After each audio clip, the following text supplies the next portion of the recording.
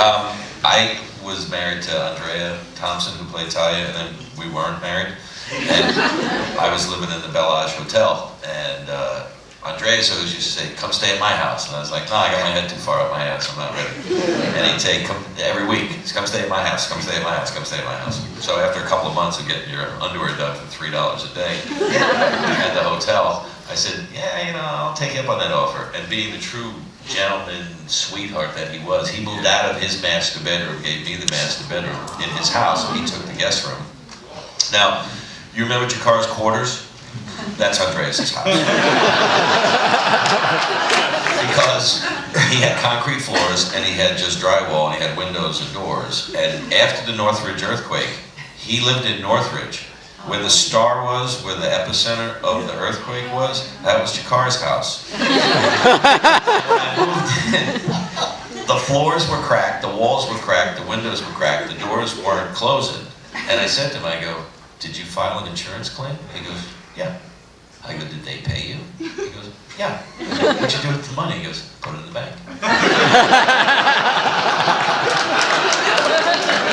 Never fixed his house. I was living with Jakar.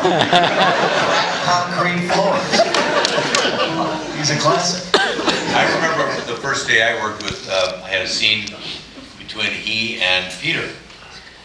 Now, that was a daunting experience because those two hams stole every scene they were ever in. And not being, I'm a human in this, I was at a big disadvantage. Everyone's watching these going at it. And you know how, you're all fans, you know how they used to go at each other.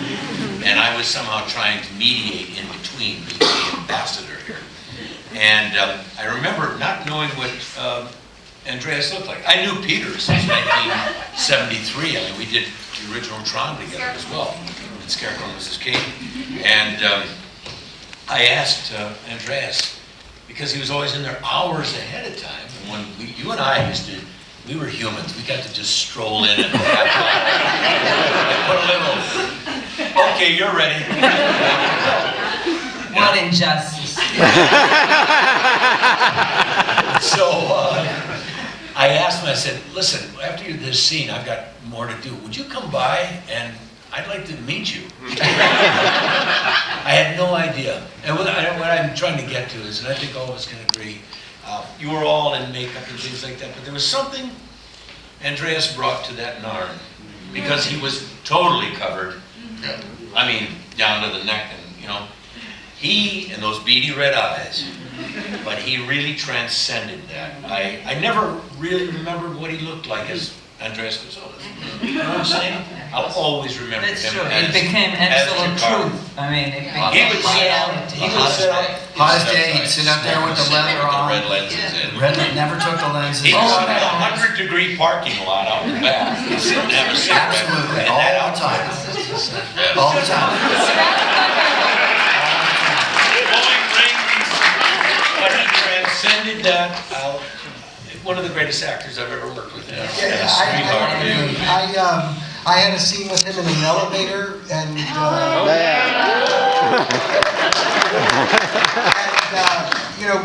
I was thinking the same thing, transcending his acting through all that rubber and stuff, and we're in the elevator, and I'm afraid of him anyway. And he cuts his hand,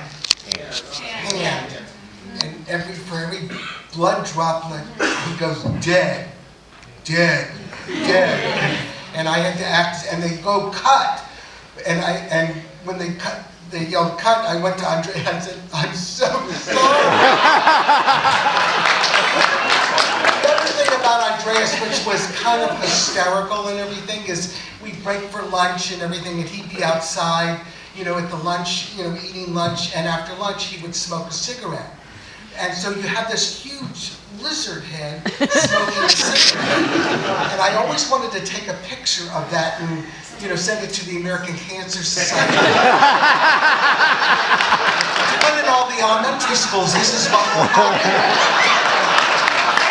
If you don't stop smoking.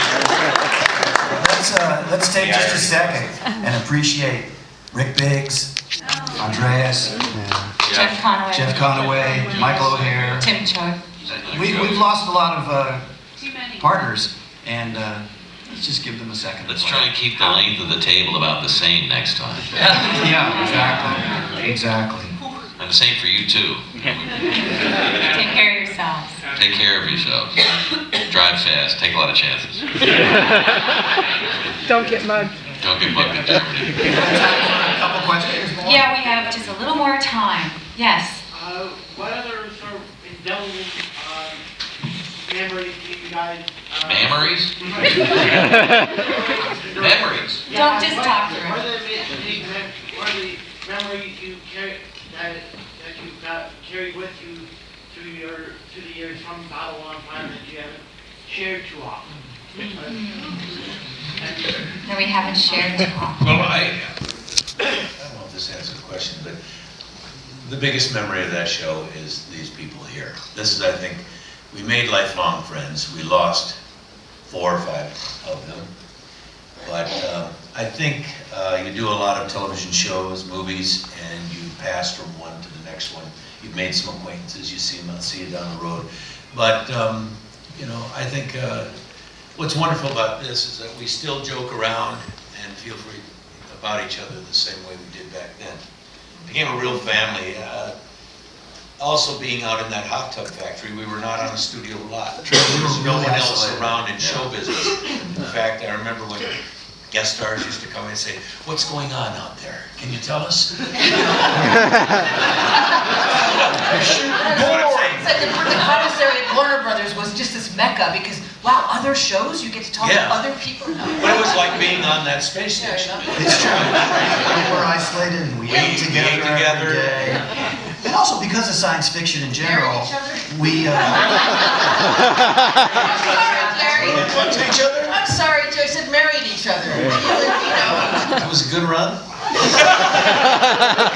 We like to measure it in dog years because it seems longer. You know, because of science fiction, we traveled together. We went all over the world promoting the show and doing convention appearances, which on a show like Scarecrow and Mrs. King or something, you don't really have the opportunity to do those things where you travel together. And next time we do a panel, I'll tell you about Bill and Bruce in Britain sometime. I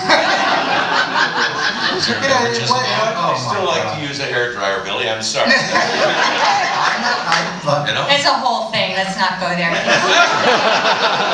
It was kind of like a family and everything, but when we had a guest star that kind of like we did, or a guest director that we didn't like, you know, I would just give him the wave.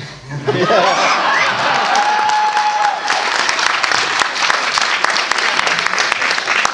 Yes, you have a question? I have a question for you, Pat. Oh, Your last scenes with, or semi-last scenes with Andreas, yes.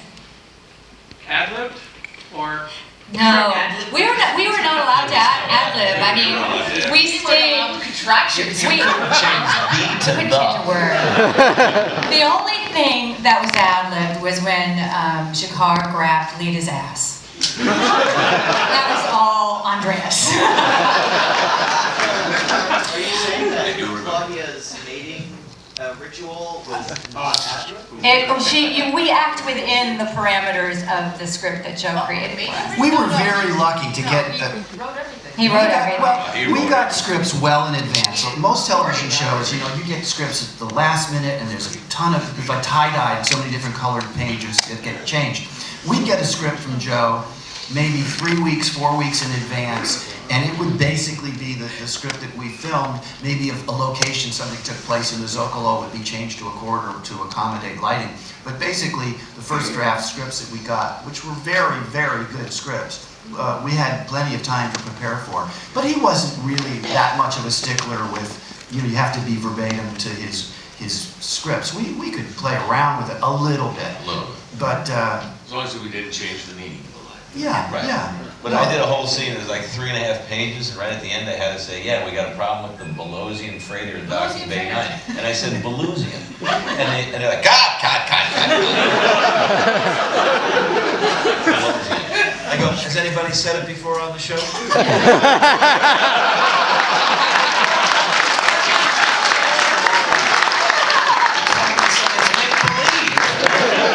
why can't it be Belusian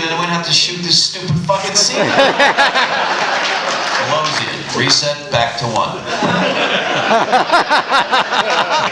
Will you all join me in thanking this amazing...